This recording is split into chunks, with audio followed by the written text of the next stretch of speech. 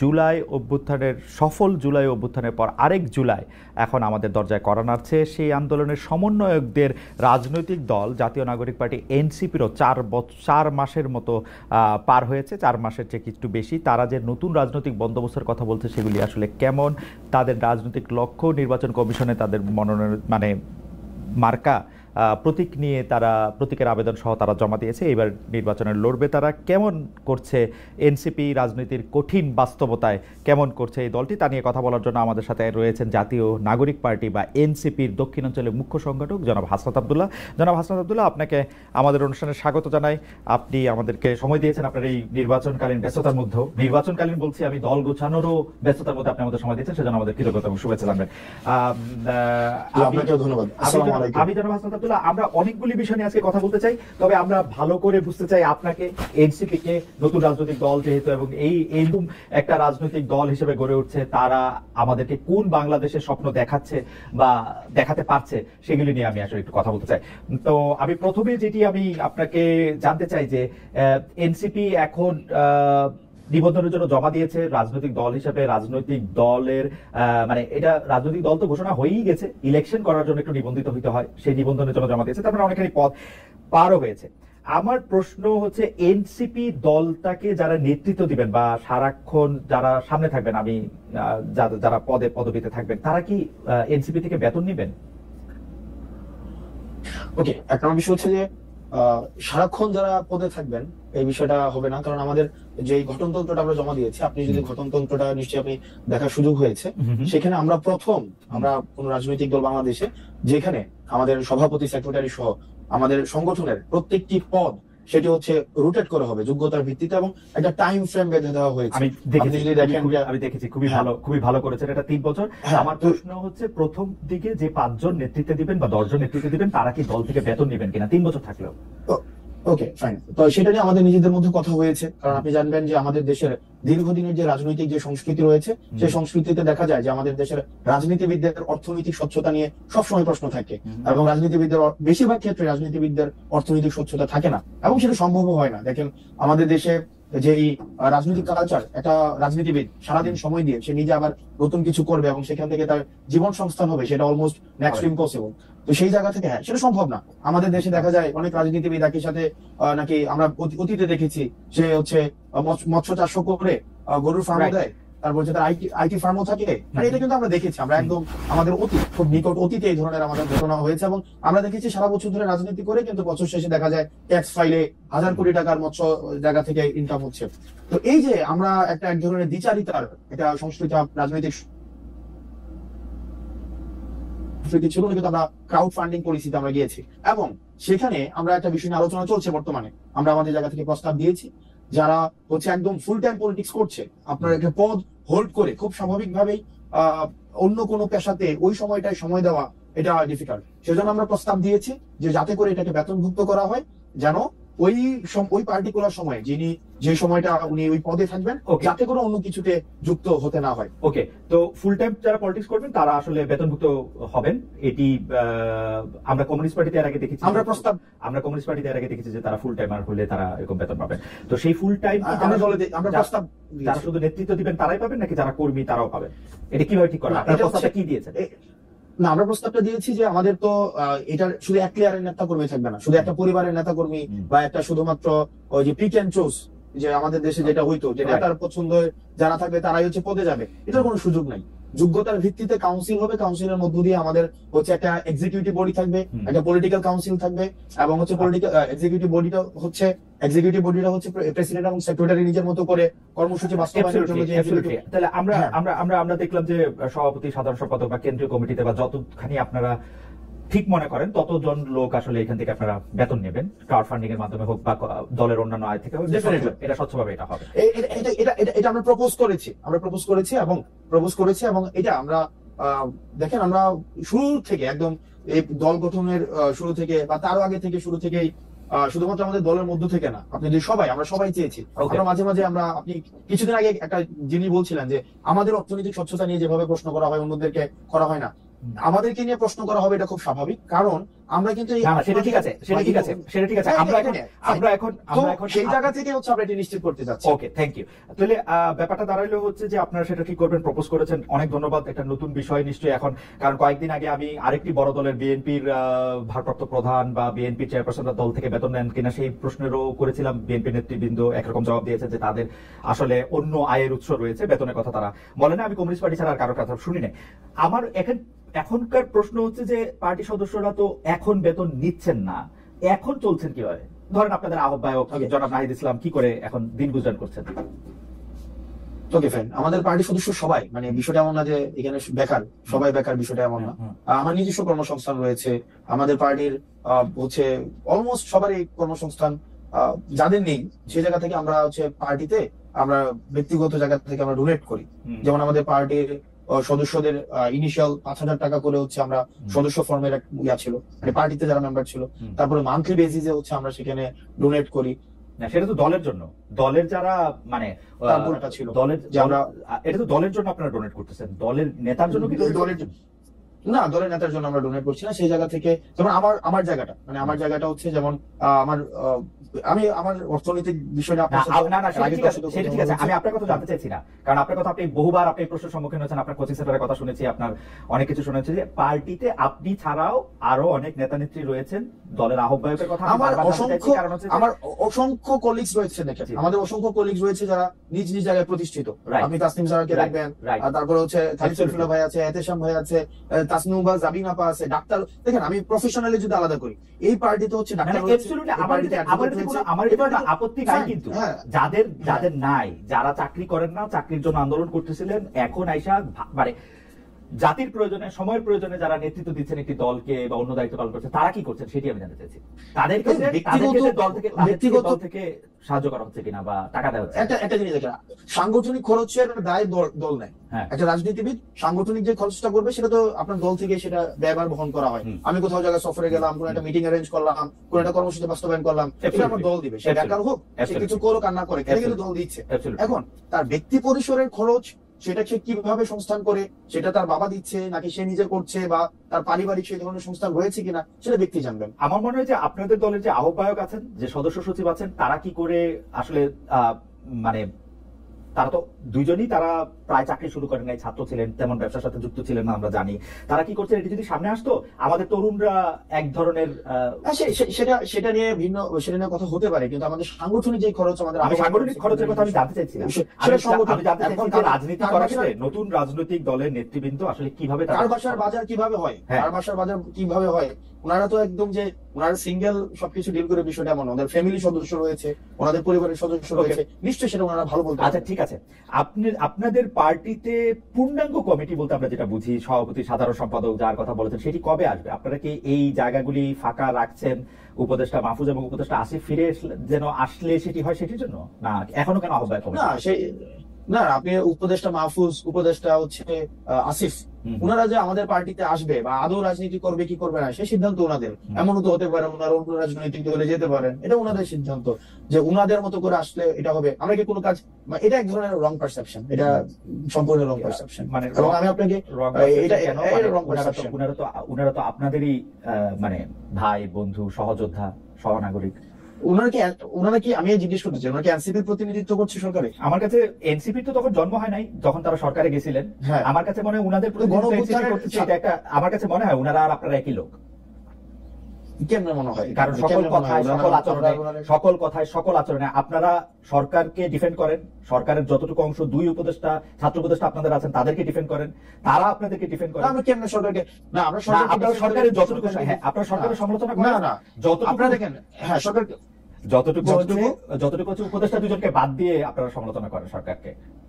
না, উপদেষ্টা দুজনকে বাদ দিয়ে কিভাবে? তারা ছাত্র, দেখেন বেশিরভাগ ক্ষেত্রে আমার, তারপর হচ্ছে দুইজন উপদেষ্টা বা আমাদের পার্টির আর দুইজন উপদেষ্টার কথা যদি কোনো ক্ষেত্রে মিলে, তো সেক্ষেত্রে খুব স্বাভাবিক না বিষয়টা, কারণ আমরা তো ছাত্র প্রতিনিধি হিসেবে ওনারা সেখানে গিয়েছিলেন। এখন এই মিলে যাওয়ার মানে আমরা দেখেন, আমরা তিনজন ছাত্র উপদেষ্টা পেয়েছিলাম, তিনজন ছাত্র উপদেষ্টা পেয়েছিলাম। একজন ছাত্র উপদেষ্টা এসে এই দলের আহ্বায়ক হয়েছেন, দুই ছাত্র উপদেষ্টা আলাদা রয়েছেন। এই দুই ছাত্র উপদেষ্টা যখন কোন সরকারি কাজে সম্পৃক্ত হন, রাষ্ট্রীয় কোনো যখন সিদ্ধান্ত নেন, আমরা দেখা যায় এনসিপি একই সূত্রে কথা বলে। যেমন ধরা যাক, দক্ষিণ ঢাকা নিয়ে মেয়র কে হবেন, ইশাক হবেন নাকি অন্য কেউ হবেন, সেটা তো উপদেষ্টা আসিফ এবং এনসিপির কথা পুরোপুরি মিলে যায়। স্পেসিফিক যদি আরো উদাহরণ চান তাহলে আমি এরকম বলতে পারি যে কোনো একটা জায়গায় গিয়ে দেখেন, উপদেষ্টা আসিফ যদি একটা সঠিক পজিশন নেন, একটা রাইট পজিশন নেয় কোন একটা বিষয়, যে কোনো উপদেষ্টা, তো সেক্ষেত্রে এই পজিশনটাকে যদি আমরা এটাকে আবার কিন্তু বিষয়টা হচ্ছে কোন রং পজিশন যদি নেয়, সেটাকে ব্লাইন্ডলি যদি কখনো এটাকে এন্ডোর্স করতাম, তাহলে সেই বিষয়টা হচ্ছে আপনি বলতে পারতেন যে আমরা হচ্ছে ওনারা আমাদের প্রতিনিধিত্ব করছে। এই পর্যন্ত রাইট পজিশন, এই পর্যন্ত দুইজন উপদেষ্টা যে কোনো সবগুলি রাইট পজিশন নিয়েছেন। না না, যে সবগুলো রাইট পজিশন নিয়েছে, মানে আপনি স্পেসিফিক বলেন। না আমি স্পেসিফিক বলবো না, এবার আপনি স্পেসিফিক বলেন আব্দুল্লাহ, আপনি এবার স্পেসিফিক বলেন। না সবগুলো তো রাইট। এবার আপনি বলেন যে এবার আপনারা বলেন যে সবগুলো রাইট নেয় নাই তো। এইবার আপনারা বলেন যে এই উপদেষ্টাদের মধ্যে কোন কাজের আপনারা সমালোচনা করেছেন এই দুই উপদেষ্টা? দেখেন এই দুই উপদেষ্টা, দেখেন আমরা শুরু থেকে বলছি, দেখেন এই দুই উপদেষ্টার কাজ কি। এক নাম্বার হচ্ছে আমাদের যে মাহফুজ আব্দুল্লাহর কাজ হচ্ছে আমাদের এই যে মিডিয়া, তারপর হচ্ছে উনি তথ্য প্রযুক্তি মন্ত্রণালয় উনি দেখেন। আমরা কিন্তু বারবার বলে আসছি, যেমন মিডিয়া নিয়ে আমরা বারবার করে বলে আসছি যে দুইজন আমাদের ছিলেন, একজন নাহিদ ছিলেন এবং মাহফুজ আব্দুল্লাহ ছিলেন। ওনারা কিন্তু ফেল করছে, মাহফুজ আলম ছিলেন, ওনারা ফেল করছে। কারণ এই যে মিডিয়া যেভাবে সন্ত্রাস ম্যানুফ্যাকচার করেছে বা বৈধতা উৎপাদন করেছে, সেটির জন্য প্রয়োজনীয় ব্যবস্থা নেওয়ার দায়িত্ব ছিল, সেটা নিতে পারে নাই। এই কথাগুলো কিন্তু আমরা সবসময় বলে আসছি।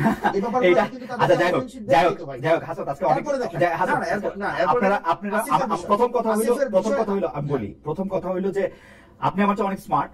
আপনি যদি এখন শাক দিয়ে মাছ ঢাকতে চান তাহলে আমি এটা আমি বলতেছি যে আপনি মাহফুজের বা আসিফের কোন কাজের আপনি সমালোচনা করছেন? আপনি বলতেছেন যে যথেষ্ট পরিমাণে যে যারা হাসিনার আমলে সম্মতি উৎপাদন করছে তাদের বিরুদ্ধে যে ব্যবস্থা নেওয়া হয় নাই, সেইটা হলো মাহফুজের ব্যর্থতা বা আসিফের ব্যর্থতা। না দেখেন আপনি, না অবশ্যই ব্যর্থতা। কেন, মানে এখনো পর্যন্ত ওটা তো ওনার কাজ, এটার জন্য আবার আসিফকে দায়ী করা যাচ্ছে না। আসিফের কাজ হচ্ছে এলজিআরডি উনি দেখেন, উনি স্পোর্টস মিনিস্ট্রি দেখেন, আসিফ মাহমুদ এই দুইটা মন্ত্রণালয় দেখেন। এখন এই দুইটা মন্ত্রণালয়ের আপনি বলেন না যে কোন কোন বিষয়গুলো আপনি বলেন। আমি ইশাকের কথা বললাম, মেয়র ইশাকের ক্ষেত্রে আসিফের অবস্থান এবং সেই আসিফ জনাব আসিফ নজরুল দেখেন, আসিফকে আমরা কি দেখেন, আমি একজন উত্তর ঢাকার প্রশাসক নিয়োগের ক্ষেত্রে ক্ষেত্রে আসিফের গাজোয়ারি অবস্থান আপনারা কোনোদিন প্রতিবাদ করেন না। অন্য কোনো অন্য কোনো সরকার কি মানে কি জোয়ারি অবস্থান, গাজোয়ারি অবস্থান, গায়ের জোরে নেওয়া মানে গায়ের জোরে কি করছে, মানে কি করছে? উত্তর ঢাকার প্রশাসক নিয়োগ দিচ্ছে, দক্ষিণ ঢাকা ইশাককে নিয়ে দেয় নাই, শপথ নিতে দেয় নাই। আমি যত না শপথ নিতে দেন, এটা একটা সাবজুডিস ম্যাটার ছিল, যে কোনো সাবজুডিস ম্যাটার ছিল না, সেটা সেটেল ম্যাটার ছিল। উনি বলছেন যে উনি আইন উপদেষ্টার জন্য ওয়েট করতেছেন, যদিও খুব ভালো জানতে যে আইন উপদেষ্টা আছেন হচ্ছে এখন সাউথ আফ্রিকা, এবং আইন উপদেষ্টা আসার পরে বলছেন যে সময় পার হয়ে গেছে। এখন দেখেন না সময় পার হয়ে গেছে, এখন সেই ক্ষেত্রে যে মন্ত্রণালয়ের দায়িত্ব ছিলেন, এই মন্ত্রণালয়ের এটা বিষয় বা এটা হচ্ছে হাইকোর্টের বিষয়, তো হাইকোর্টের ব্যাপারটা সেটেল ছিল। আসিফ মহোদয় তার ইয়া অনুযায়ী আপনার এলজিআরডিতে উনি যে ডিসিশন নেওয়া প্রয়োজন উনি ডিসিশন নিয়েছে।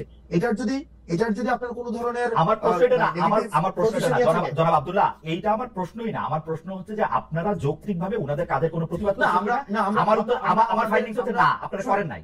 আমরা করেন নাই, কারণ হচ্ছে আপনারা তাদের বন্ধু, আমরা হচ্ছে এবং এনসিপির জন্য তারা জায়গা খালি রাখতেছে। দেখেন ওনারা জুলাই গণ অভ্যুত্থানের প্রতিনিধি হিসেবে সেখানে গিয়েছে, ওনারা এনসিপির কোনো প্রতিনিধি হিসেবে সেখানে যায় না। প্রতিনিধি হিসেবে যাবে কেন? না তাহলে অথবা কি আমাদের কোনো প্রতিনিধি হিসেবে সেখানে যায় না, যে তাদের সাথে আমাদের বন্ধুত্বের সম্পর্ক এক নম্বর বিষয়। 2 নম্বর বিষয় যেভাবে বলা হচ্ছে যে তাদের জন্য জায়গা খালি করে রাখা হইতেছে, এটা কমপ্লিটলি একটা ভুল ধারণা।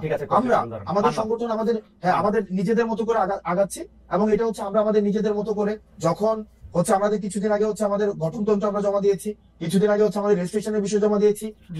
আমরা যখন হচ্ছে কাউন্সিল করে সেক্ষেত্রে আমাদের পূর্ণাঙ্গ হচ্ছে আমরা কমিটি দিব। সেই ক্ষেত্রে এটা কে আসছে কে গেছে কে আসবে না, কাউন্সিলটা কি আপনাদের অতি শীঘ্রই করার কোনো ইচ্ছা আছে, না কাউন্সিলটা আপনারা পরে করবেন? এটার ব্যাপারে কি সিদ্ধান্ত আছে? কাউন্সিল আপনারা কবে করবেন? মানে আমরা ইতিমধ্যে হচ্ছে রেজিস্ট্রেশনের বিষয়টা নিয়ে আমরা এতদিন কাজ করেছিলাম, আপনি জানেন জাস্ট 2 দিন আগে আমরা রেজিস্ট্রেশনের বিষয়টা সম্পন্ন করেছি। এখন অন্যান্য যে ফরওয়ার্ডিং যে বিষয়গুলো নিয়ে আছে সেগুলো নিয়ে আমরা আলোচনা করব। ওকে, তারপরে আমাদের কোনো এক্সিকিউটিভ মিটিং হয়নি। আপনি মানে কাউন্সিলটা কবে হবে সেই ব্যাপারে আপনাদের এখন এক্সিকিউটিভ মিটিং হওয়ার পরে তারপর সিদ্ধান্ত নেন, ফের না? আমরা সিদ্ধান্ত নেব। আচ্ছা, রাজনৈতিক বা প্রশাসনিক অভিজ্ঞতা রয়েছে, দল প্রসঙ্গে আসি, রাজনৈতিক বা প্রশাসনিক অভিজ্ঞতা রয়েছে এমন কাউকে কি আপনারা সন্ধান করতেছেন? মানে আপনাদের দলে কি মানে আপনারা কোনো মুরব্বী চান, মানে যারা রাজনৈতিক বা প্রশাসনিক অভিজ্ঞতা রয়েছে, বা মানে এই ব্যাপারে কি ভাবনা আপনাদের, যে আপনারা কোনো আমরা ইতিমধ্যে হচ্ছে আমরা উপদেষ্টা, মানে আমাদের রাজনৈতিক দলের রাজনৈতিক উপদেষ্টা এবং অরাজনৈতিক উপদেষ্টা আমরা চাই আমাদের পার্টিতে ইনক্লুড হোক। সেটির জন্য আমরা সিভি আহ্বানও করেছি। সেই জায়গা থেকে আমরা কথা বলছি, অনেকের সাথে আমাদের কথা হচ্ছে, এবং সেটা আমরা যে ধরনের রাজনীতি করতে চাই এবং বাংলাদেশপন্থী রাজনীতি, সেক্ষেত্রে অনেক সিনিয়র আপনি যাদেরকে বললেন হয়তো সিনিয়র রাজনীতিবিদ রয়েছে, বুদ্ধিজীবী রয়েছে, লেখক রয়েছে, রিটায়ার্ড।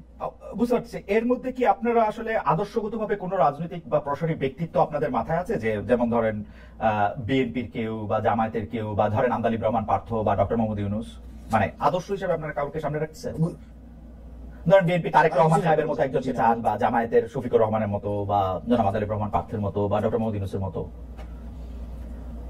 ওকে, সেক্ষেত্রে আমরা যারা আমাদের সাথে, মানে আমরা যেই এখানে তো ডক্টর মোহাম্মদ ইউনূস, তারপরে ডক্টর মোহাম্মদ ইউনূস তো অন্তর্বর্তীকালীন সরকারের প্রধান। এক্ষেত্রে একটা তার মতো মানে আন্তর্জাতিকভাবে পরিচিত ওয়েস্টার্ন এডুকেটেড আমাদের অ্যাডভাইজরদের আমরা যাদেরকে আমরা অ্যাডভাইজর নিতে চাই, আমরা একটা স্ট্যান্ডার্ড আমরা বলেছি যে হয়তো রিটায়ার্ড কোন অফিসার হইতে পারে, বুদ্ধিজীবী হইতে পারে, লেখক হইতে পারে, রাজনৈতিক অভিজ্ঞতা সম্পন্ন মানুষ হইতে পারে। এখন এটাকে ইন্ডিভিজুয়াল আমরা কোনো ক্যারেক্টারাইজেশন করতে যাচ্ছি না, একদম যে এমসিকিউ কোশ্চেনের মতো যে ডক্টর মোহাম্মদ শফিকের মতো হইতে হবে, অথবা আমি একটু মানে একটু বোঝার জন্য আমি একটু বলতে চেষ্টা করছি, আপনারা এই যে রাজনৈতিক বা মানে আপনারা যে উপদেষ্টা চাইতেছেন, তাদেরকে কি আসলে আপনাদের মনের মধ্যে তো নিশ্চয়ই একটা ক্রাইটেরিয়ন আছে যে আপনারা কিভাবে কিরকম একজন মানুষ চান? তিনি কি একজন রিটায়ার্ড আমলা, তিনি কি একজন রিটায়ার্ড সামরিক অফিসার, তিনি কি একজন বিদেশে থাকেন কিন্তু রাজনীতিতে বড় ভূমিকা রাখেন, কলাম লেখেন, এরকম একজন ওয়েস্টার্ন এডুকেটেড আন্তর্জাতিক বিশ্বের ডার্লিং ডক্টর মোহাম্মদ ইউনূসের মতো ওরকম কেউ কাকে চান, কাকে চিন্তা করতেছেন আপনারা? আমি নামটা আমরা সব ধরনের, আপনি যতগুলো ক্রাইটেরিয়া বলেন, সব ধরনের মানুষগুলোকে আমরা উপদেষ্টা হিসেবে চাই। উপদেষ্টা হিসেবে চান তাদের রাজনৈতিক দলে যে বিভিন্ন ধরনের রাজনৈতিক দলের অনেক কাজ থাকে, পলিসি মেকিং এর কাজ থাকে, পলিসি এক্সিকিউশনের কাজ থাকে। এখানে একটা রাজনৈতিক দলের অনেক ধরনের কাজ আছে। আপনাদের দলের হায়ারার্কিতে উপদেষ্টাদের অবস্থান কিরকম হবে, আপনার উপরে না আপনার নিচে? আমরা একটা অ্যাডভাইজরি প্যানেল করবো। দেখেন আমরা বলছি, দেখেন অ্যাডভাইজর প্যানেল থাকবে আমাদের, একটা পলিটিক্যাল কাউন্সিল থাকবে। পলিটিক্যাল কাউন্সিলটা সবার উপরে থাকবে। এই পলিটিক্যাল কাউন্সিলের আন্ডারে থাকবে আমাদের প্রেসিডেন্ট সেক্রেটারি, এবং প্রেসিডেন্ট সেক্রেটারি আমাদের একটা এক্সিকিউটিভ বডির মধ্য দিয়ে তারপর কার্যক্রম পরিচালনা করবে। ওকে, ধরেন মানে অন্য কাউকে দিয়ে উদাহরণ দিলে তো এটা মুশকিল, আমি আমার দিয়ে উদাহরণ দিই। ধরেন আমাকে আপনারা এনসিপির উপদেষ্টা হিসেবে নিলেন, আমার স্ট্যাটাসটা আসলে কি হবে? মানে আমি আজকে যদি আপনারা সরকার গঠন করেন, আচ্ছা সরকার গঠনের কথা আপনি বাদ দেন, আজকে আপনাদের যদি পূর্ণাঙ্গ পার্টি কমিটি হয়, সেক্ষেত্রে আমার স্ট্যাটাসটা কি হবে? মানে আমি না বুঝলাম, সেই উপদেশটা কি সহসভাপতির উপরে, সহসভাপতির নিচে, সভাপতির উপরে, সম্পাদকের নিচে, কিরকম? যেমন বিএনপিটা আমি জানি, আওয়ামী লীগেরটাও আমি জানতাম, এখন তো আর জানি না, কিন্তু মানে নতুন যদি দল হয়ে থাকে, কিন্তু বিএনপিটা আমি জানি, এখনো জানি। দেখেন আমরা যেটা করতে চাই সেটা যে মেটাফরিক অর্নামেন্টাল যে পোস্ট গুলা ছিল আগে, মানে অর্নামেন্টাল অনেকগুলো, 100 উপদেষ্টা, 200 আপনার ভাইস প্রেসিডেন্ট, 500 মানে এগুলো প্রাইস পোস্টিং করা হইতো। আমরা অতীতের, আমি নাম মেনশন করছি না, অতীতের যে রাজনৈতিক দলগুলো অনেকেই এই প্রাইস পোস্টিং এর জন্য বা অনেকে খুশি করার জন্য এভাবে 150 সদস্য বিশিষ্ট উপদেষ্টা পরিষদ, যারা এই পদটা নিয়ে বিভিন্ন জায়গায় জাস্ট ঘোরাফেরা করতো, আলটিমেটলি ফাংশনাল না। রাদার আমরা যেটা চাচ্ছি সেটা একটা ফাংশনাল একটা পোস্ট হোক। আপনাকে আমি উপদেষ্টা আমরা দিব কিনা সেটা আমরা আলাপ আলোচনা করে, মানে যেই হোক, মানে এনিওয়ান, আমরা পার্সোনিফাই করতে চাচ্ছি না। মানে ওই ক্রাইটেরিয়ার ভিত্তিতে আমরা যাদেরকে আমরা উপদেষ্টা আমরা চাচ্ছি দুই ধরনের। একটা রাজনৈতিক উপদেষ্টা। রাজনৈতিক উপদেষ্টা সে আমার পার্টির উপদেষ্টা হিসাবে কাজ করবে, সে পার্টি মানে পার্টিজান উপদেষ্টা অংশগ্রহণ করবে কিনা আমি তো সেটাই বললাম যে একটা পার্টিজান উপদেষ্টা, যে আমার পার্টির উপদেষ্টা হিসেবে কাজ করবে এনসিপি, আর এটা অরাজনৈতিক, সে হয়তো এনসিপি রাজনীতি করবে না, কিন্তু বা এনসিপির হয়তো একদম সদস্য হিসেবে, যেটা সদস্য ফর্ম কিনে এনসিপির সদস্য হবে, উপদেষ্টাদের এনসিপি সদস্য হইতে হবে। মনে করেন জামাতের প্রধান, তিনি এনসিপির উপদেষ্টা হইতে হবে। আমরা দুই ধরনের উপদেষ্টা, আমি অরাজনৈতিক উপদেষ্টা আমরা দুই ধরনের, একটা রাজনৈতিক উপদেষ্টা, একটা অরাজনৈতিক উপদেষ্টা। অন্য একটা দলের রাজনৈতিক, আপনার এখানে এসে উপদেষ্টা হলেন, এটা হবে? আমরা একটা অরাজনৈতিক উপদেষ্টাকে তো নিশ্চয়ই পার্লামেন্টের ইয়া দিব না, মানে রাজনৈতিক উপদেষ্টা সেক্ষেত্রে সংসদীয় ইলেকশনের, সেক্ষেত্রে আমরা অবশ্যই নমিনেট করতে, আলোচনা সাপেক্ষে নমিনেট। অরাজনৈতিক উপদেষ্টা কি অন্য একটা রাজনৈতিক দল করেও আপনাদের উপদেষ্টা হতে পারবেন কিনা?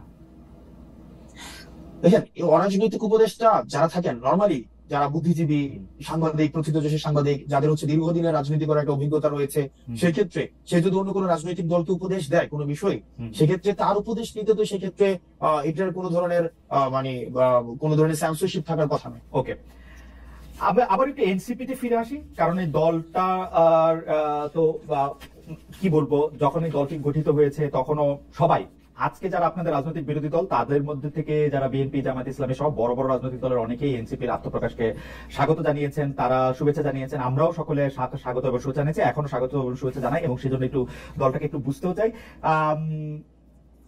হাসান, আপনার কাছে কি মনে হয় যে এনসিপি অনেকগুলো দল?